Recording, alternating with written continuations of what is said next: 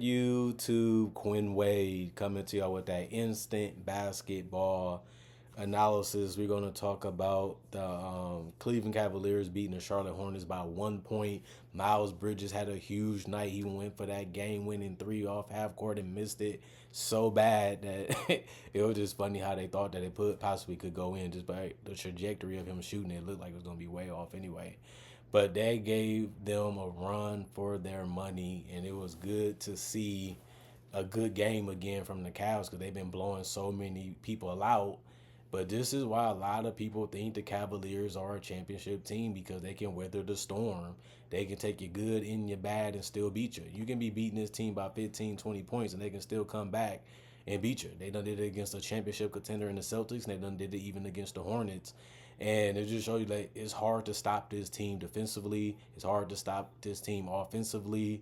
They're just a two-way monster. And it's going to take a lot of focus and a lot of lock-in mentality to be able to do enough to beat this team for 4 quarters.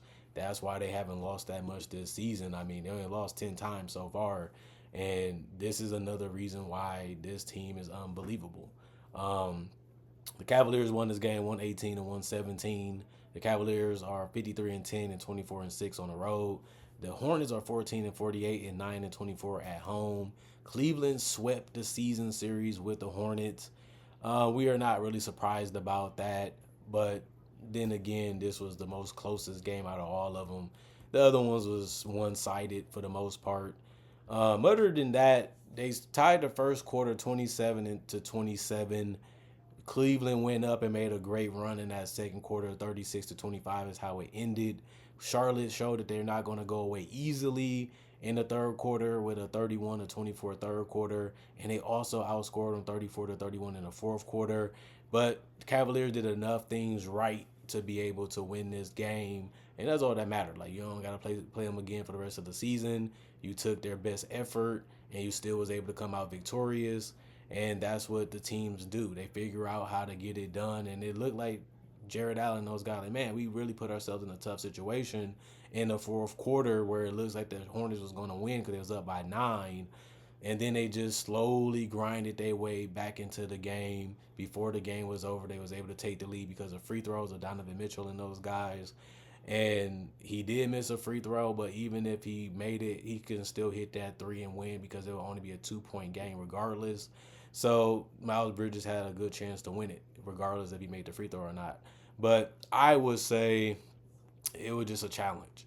Let's see how we can do against a team that's putting up their best. And Cavaliers done passed another test like they have done each and every game this year so far. And man, it just showing you how rare it is to beat this team. And they're already on a double-digit win streak again.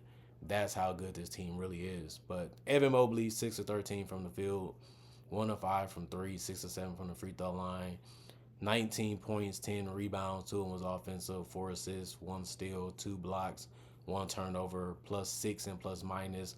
A dominant defensive game, just being at the right areas at the right time, always trying to beat somebody to a spot so that way they have to take a perimeter shot instead of getting all the way to the paint. Miles Bridges did get some buckets on Evan Mobley, but he's a pro. He's going to figure out ways to be able to score, and all you can do is just put yourself in the best stance and best situation defensively to make it a challenge, and that's all you can do defensively too. And Mobley did that even though he got scored on sometimes. And then Jared Allen, this was one of his worst shooting games from the field. He was 4 of 10 from the field, but he was 6 of 6 from the free throw line. Just that allowed him to get a double-double, 14 points and 11 rebounds. 3 of them was offensive. He also had 5 steals, which you really don't see him do that often, but he did that tonight.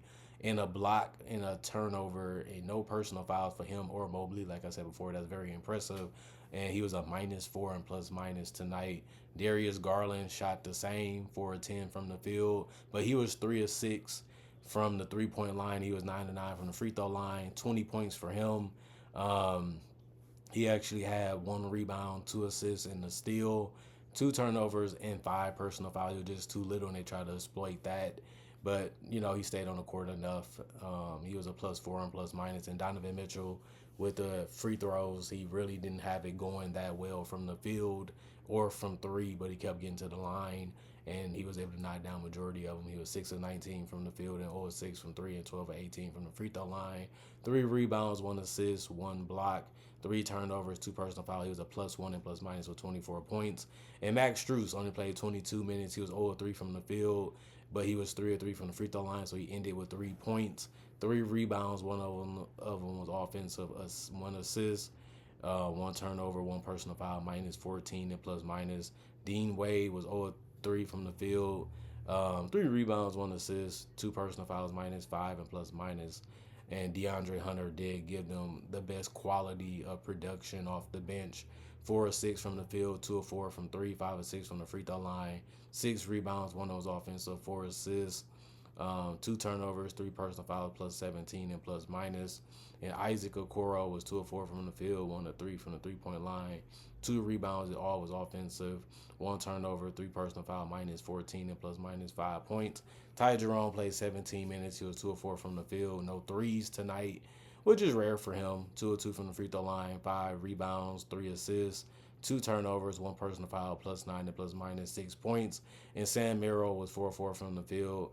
It was all threes, 1 rebound, 2 personal fouls, +5 and ±12 points. Him and Hunter were the only 2 guys that got in double figures at any statistical category, and they both did it in points, which they needed to do because the Cavaliers was in a situation where Strus didn't play a lot of minutes, and somebody was going to have to step in and take his spot and still score and space the floor, and Hunter and Merrill was able to do a good job of that.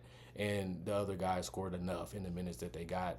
The rest of the guys did not play. Coach's decision, 32 of 76, 42% from the field, 11 of 34, 32% from 3, 43 of 51, 84% from the free throw line, 45 rebounds, 16 assists, 7 steals, 4 blocks, 13 turnovers, and 19 personal fouls.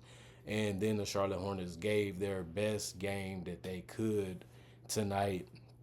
Just wasn't enough. They fell a little bit short. Miles Bridges took way more shots than anybody else on his team. He was 15 of 32 from the field, and he was 4 of 10 from 3, 12 of 13 also from the free throw line. This guy really wanted this game. He was coming down like a wrecking ball, going right into guys, going right at guys, and it was nothing that they can really do about it in this game but let them get it or contest it, and that's it.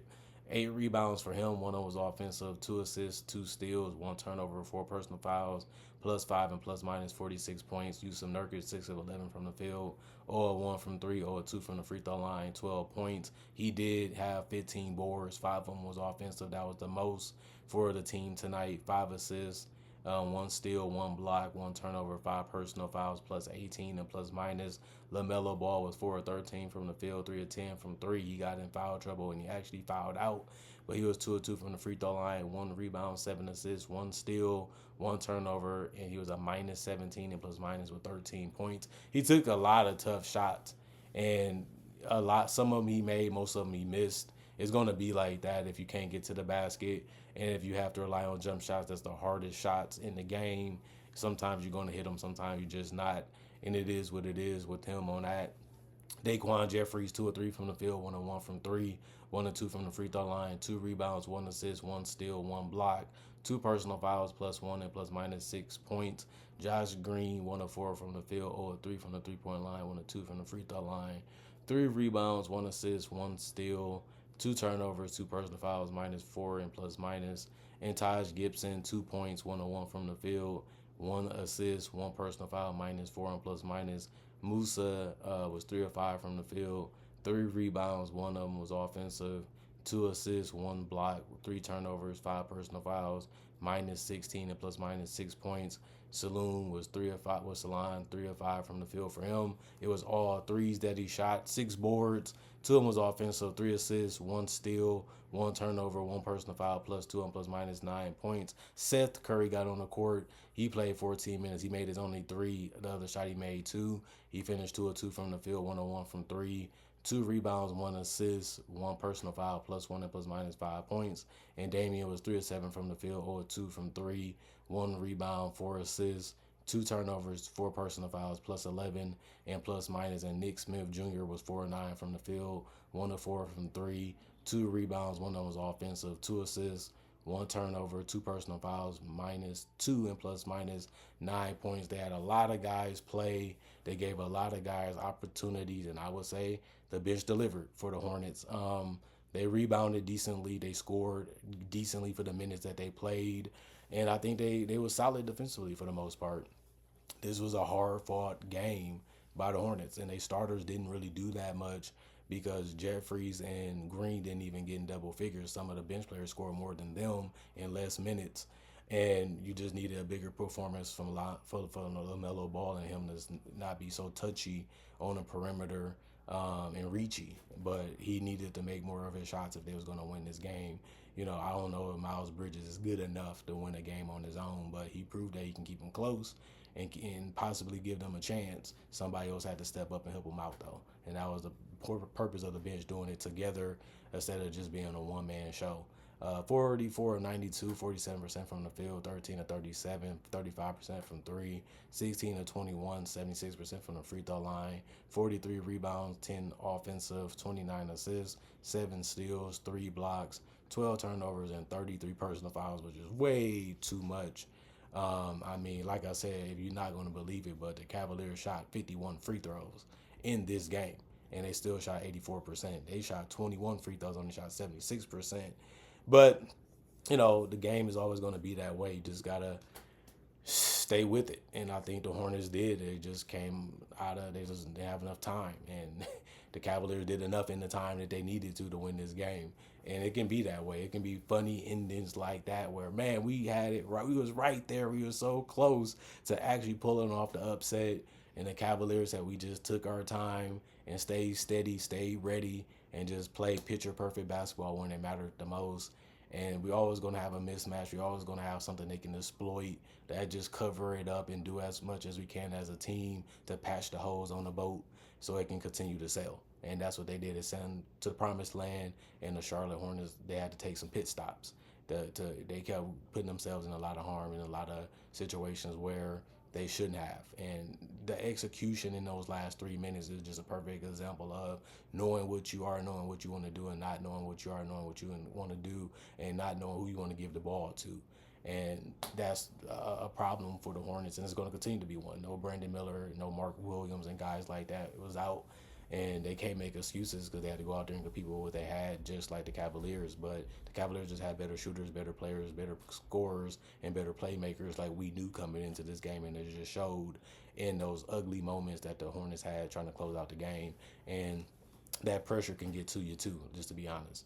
Comment, like, subscribe, share, hit the notification bell for more analysis. And if you're new to the channel, I do conversation videos just like this with various different NBA only topics. I also do breakdowns of legends, current legends, rookies, and future stars. I also do draft coverage and mock drafts too. If you love that type of content, I got over 3,000 videos already on my channel that you can watch and enjoy, and probably convince you to become a subscriber or a fan. I also got my social media for you guys to see some other things I do besides basketball only content on this channel. And I also got my email if you want to message me for whatever you want to without being on social media. I got that on there for that reason too. Not only that, thank y'all for watching. Thank y'all for continuing to appreciate the content for what it is. Y'all have a blessed day. Y'all stay good. Y'all continue to grind. We back to the weekend already, as fast as that can be. But let's enjoy the ride and get back to the weekday a couple of days from now. Hopefully we see it, and hopefully we can continue to put some more analysis in y'all day so y'all can have something fun to do and something then y'all look forward to seeing, because I look forward to making it for y'all. That's 50-50 of why the channel is still around 10 plus years later. And also, I will also have to say that thank y'all for continuing to support me, because we want to make 2025 better than 2015. That's my goal this year. My only goal, because that was just a strong year for this channel. What we tried and what ended up happening and how it ended up going, and the content I was able to make just helped this channel shine a little bit more. And that was a big year for showing you what I can offer as a person that does this as much as I can throughout the weeks, throughout the months, throughout the years I've been doing it. And that was a template type of year for me, and I'm just building upon what I did that year and expanding it in 2025 and other years before this one. And it just show you that I can do it now. That's what that year showed me. And now I just got to continue to do it as long as I can. Other than that, I'm gone for now. Y'all stay blessed up.